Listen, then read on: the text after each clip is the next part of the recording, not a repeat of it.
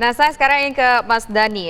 Dari Istana sendiri, kira-kira langkah strategisnya seperti apa? Tadi ini menjadi pertanyaan tentunya dari Pak Pandu Riono.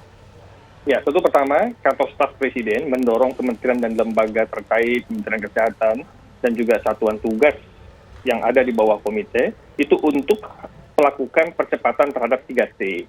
Memang 3T ini harus dikejar secepat-cepatnya secara masif, terutama dari sisi tracking, tracing, dan juga pelaksanaan rapid test maupun swab test dengan lebih masif lagi di beberapa provinsi-provinsi, khususnya provinsi yang zona merah dan beberapa perbatasan-perbatasan yang menjadi pintu masuk ke dalam zona merah yang juga harus diperketat.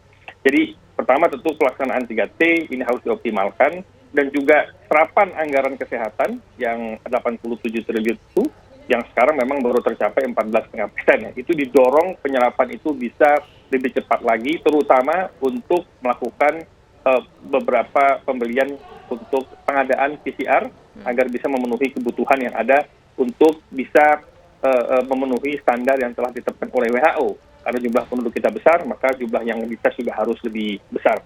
Jadi 3T-nya ini memang harus dioptimalkan dan dikejar dengan lebih masif lagi, dengan dimonitor dengan angka-angka yang lebih terkuantifikasi, baik itu di pusat, di sentra-sentra yang menjadi epicentrum dari COVID ini sampai kepada daerah-daerah perbatasan sekitarnya. Nah, yang kedua tentu implementasi protokol kesehatan ini sudah keluar impres. Nah, sekarang tinggal kita bicara konsistensinya. Nah, untuk konsistensi pelaksanaan protokol kesehatan ini, maka sekarang digalakkanlah apa yang namanya kampanye, dari mulai kampanye masker, kampanye untuk atau gerakan menjauhi kerumunan, ada lagi gerakan jaga jarak, itu adalah bentuk sosialisasi komunikasi publik yang dilakukan juga secara masif kepada semua level masyarakat. Nah, untuk menjalankan implementasi protokol kesehatan ini agar konsisten, tentu pemerintah, pejabat publik, kantor pemerintah, BUMN, itu harus menjadi role model karena itu menjadi panutan bagi masyarakat.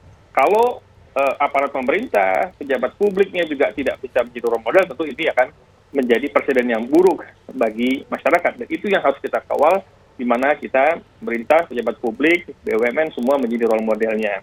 Nah, kemudian juga yang perlu juga kita pahami adalah bahwa memang setelah PSBB, beberapa pintu-pintu masuk ke daerah epicentrum, ke dari Jakarta, Jawa Barat, Jawa Timur, itu sedikit diperlonggar sehingga pintu-pintu masuk itu yang tadinya ada pengawasan, sekarang pengawasannya berkurang. Nah, contoh di pelabuhan-pelabuhan, yang tadinya dulu ada rapid test untuk yang masuk ke kapal, calon penumpang yang masuk ke kapal, sekarang nggak ada lagi rapid testnya. Nah, ini juga kita mulai evaluasi dan kita harus buat ini kebijakan untuk mengadakan rapid test bagi penumpang yang masuk ke kapal. Karena di beberapa pintu-pintu masuk itu adalah tempat yang juga menjadi risiko, mitigasi risiko yang cukup besar ke daerah epicentrum. Mas Dani, tapi kalau kami baca dari pernyataan Pak Pandu tadi, ini tidak tepat sasaran. Bahkan tercermin dari kebijakan Presiden ketika mengeluarkan anggaran, fokusnya 25,4 triliun untuk kesehatan, kemudian kalau untuk pemulihan ekonomi nasional di tahun ini sudah 600 triliun lebih, Mas Dani. Ya. Namun angka tetap tinggi, Mas Dani. Iya, itu kan budget ya. Budget kesehatan itu kan total 87 triliun. Baru terserap 14,5%. Ini akan dikejar penyerapan ini supaya bisa mendekati angka 40-50% tentunya. Nah, untuk menyerap anggaran ini kan tentu dengan belanja pemerintah yang digunakan untuk pemenuhan kesehatan. Nah, belanja pemerintah itu kan disesuaikan dengan item-itemnya. Item apa yang mau dibelanjakan.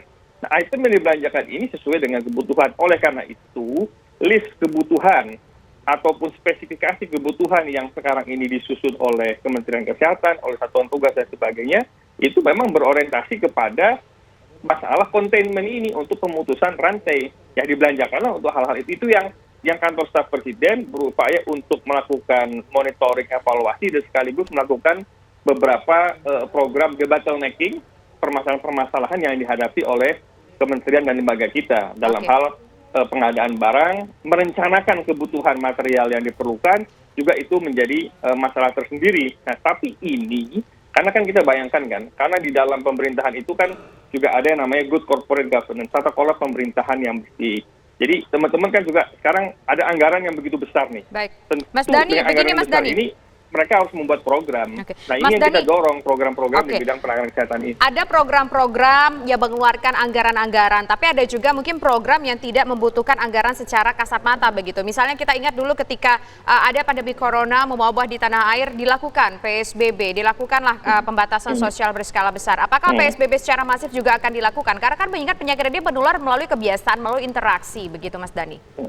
Ya, tentu kita akan melakukan pembatasan. Nah, ini yang sekarang dievaluasi, kan diberi timeline ya, timetable untuk bagaimana teman-teman di Satuan Tugas Kementerian Kesehatan bisa segera merumuskan tahapan konkretnya. Ketika pemerintah daerah, Gubernur DKI, dan beberapa gubernur lain yang ada di zona merah juga merumuskan kebijakan strategis dalam hal pembatasan. Jadi pembatasan-pembatasan ini sudah mulai dilakukan, dan dilakukan beberapa kolaborasi dengan beberapa instansi terkait untuk merumuskan pola kebijakan yang lebih tepat lagi khususnya dalam hal pembatasan. Jadi prinsip pembatasan itu tentu akan dijalankan dengan mempertimbangkan berbagai aspek, baik itu termasuk aspek interaksi masyarakat, aspek psikologis masyarakat, maupun aspek pembukaan sentra-sentra ekonomi atau penutupan sentra-sentra ekonomi yang masih memungkinkan untuk ditutup untuk menghindari transmisi COVID. Pak Pandu Riono, apakah sudah terjawab Pak dari segala aspek dan juga kebijakan yang diambil oleh pemerintah tadi? Ya belum, karena saya kan itu kan ucapan-ucapan itu udah lama saya dengar. Tapi kan kita kan baru mendengar ucapan presiden yang menurut saya bagus sekali gitu kan. Nah sekarang kan saya lagi menunggu ucapan presiden bahwa betul-betul memprioritaskan pandemi dalam waktu 6 bulan atau setahun mendatang, ini apa yang akan dilakukan? Saya masih menunggu rencana strategisnya, karena sejak 6 bulan yang lalu, Satgas atau gugus tugas itu tidak punya rencana strategis dalam mengendalikan pandemi. Dan janganlah berpikiran bahwa vaksin itu adalah solusi jangka pendek. Itu adalah solusi jangka panjang. Jadi jangan berlomba-lomba untuk cepat-cepat mendapatkan vaksin. Kita tekan dulu penularan yang sekarang ada. Karena untuk vaksin itu mungkin juga bukan solusi, malah menjadi problem baru di negara kita. Jadi kendalikan dulu pandemi sebelum kita memikirkan vaksin.